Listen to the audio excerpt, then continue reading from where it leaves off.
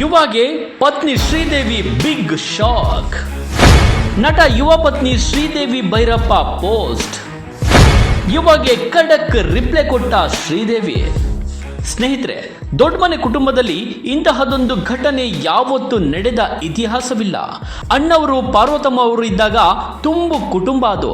ಬೆಳಗ್ಗೆ ಹಚ್ಚಿದ ಒಲೆ ರಾತ್ರಿ ಎಷ್ಟೊತ್ತಾದರೂ ಹಾರ್ತಿರ್ಲಿಲ್ವಂತೆ. ಬಂದವರಿಗೆಲ್ಲ ಊಟ ಉಪಚಾರ ನಡೆಯುತ್ತಿತ್ತು. ಸಂಸಾರ ಅಂದ್ರೆ ಹೀಗೆ ಇರಬೇಕು ಅನ್ನೋದು ಪಾರ್ವತಮ್ಮ ರಾಜ್ಕುಮಾರ್ ಅವರು ತೋರಿಸಿಕೊಟ್ಟಿದ್ರು. ಆದರೆ ಇಂದು ದೊಡ್ಡ ಮನೆ ಪರಿಸ್ಥಿತಿ ಬದಲಾಗಿದೆ. ಯುವ ಶ್ರೀದೇವಿ ದಾಂಪತ್ಯದಲ್ಲಿ ದೊಡ್ಡ ಬಿರುಗಾಳಿ ಎದ್ದಿದೆ. ಪ್ರೀತಿಸಿ ಮದುವೆಯಾದ ಇವರು ಇದೀಗ ವಿಚ್ಛೇದನಕ್ಕೆ ಮುಂದಾಗಿದ್ದಾರೆ. ಈ ನಡುವೆ ಇಂದು ಶ್ರೀದೇವಿ ಅವರು ಮಾಡಿರುವ ಒಂದು ಪೋಸ್ಟ್ ಯುವನಿಗೆ ಖಡಕ್ ರಿಪ್ಲೈ ಕೊಟ್ಟಂತಿದೆ.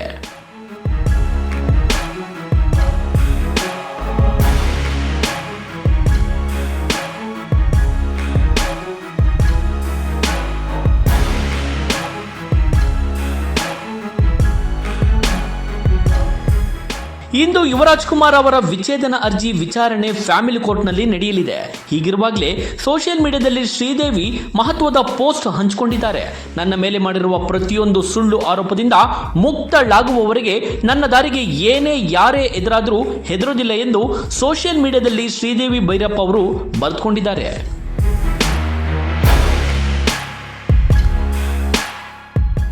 ಯುವ ಆರೋಪಕ್ಕೆ ಶ್ರೀದೇವಿ ಪ್ರತ್ಯಾರೋಪ. ಹೌದು, ಯುವ ಹಾಗೂ ಶ್ರೀದೇವಿ ಪರಸ್ಪರ ಪ್ರೀತಿಸಿ ಮದುವೆಯಾದವರು. ಅನ್ಯೋನ್ಯವಾಗಿದ್ದ ಈ ದಂಪತಿ ಮಧ್ಯೆ ಬಿರುಗಾಳಿ ಮೂಡಿತ್ತು. ಕಳೆದ ತಿಂಗಳು ಜೂನ್ 6ರಂದು ಡಿವೋರ್ಸ್ ಕೋರಿ ಯುವರಾಜ್ ಕುಮಾರ್ ಕೋರ್ಟ್ ಮೆಟ್ಟಿಲೇರಿದ್ರು. ಈ ವೇಳೆ ಶ್ರೀದೇವಿ ವಿರುದ್ಧ ಯುವ ಕೆಲವೊಂದು ಆರೋಪಗಳನ್ನು ಮಾಡಿದ್ರು.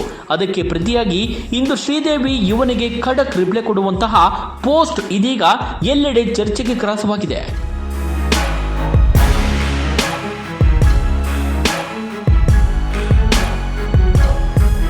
ಇಂದು ಫ್ಯಾಮಿಲಿ ಕೋರ್ಟ್ನಲ್ಲಿ ವಿಚಾರಣೆ ಇದೆ.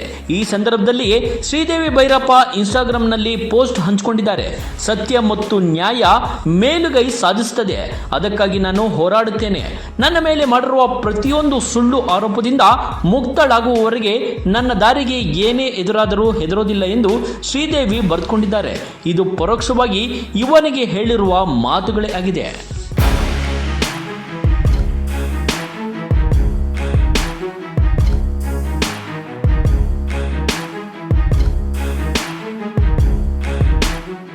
ಇಷ್ಟೇ ಅಲ್ಲದೆ ಶ್ರೀದೇವಿ ಮಾಧ್ಯಮ ಮತ್ತು ಸಿನಿಮಾ ರಂಗದವರ ಕುರಿತು ಬರೆದುಕೊಂಡಿದ್ದಾರೆ. ಕಳೆದ 15 ದಿನಗಳಿಂದ ನಾನು ಕರ್ನಾಟಕದಲ್ಲಿ ನನ್ನ ಕುಟುಂಬದ ಜೊತೆ ಇದ್ದಾಗ ನನ್ನ ಖಾಸಗಿ ಬದುಕನ್ನು ಗೌರವಿಸಿ ನನ್ನ ಘನತೆಯನ್ನು ಕಾಪಾಡುವಲ್ಲಿ ಅತ್ಯಂತ ಸೂಕ್ಷ್ಮ ಮತ್ತು ಜವಾಬ್ದಾರಿಯುತ ನಡೆ ತೋರಿದ ಮಾಧ್ಯಮದ ಪ್ರತಿಯೊಬ್ಬರಿಗೂ ನಾನು ಪ್ರಾಮಾಣಿಕವಾಗಿ ನನ್ನ ಹೃದಯಾಂತರಾಳದಿಂದ ಧನ್ಯವಾದ ಹೇಳಲು ಬಯಸ್ತೇನೆ.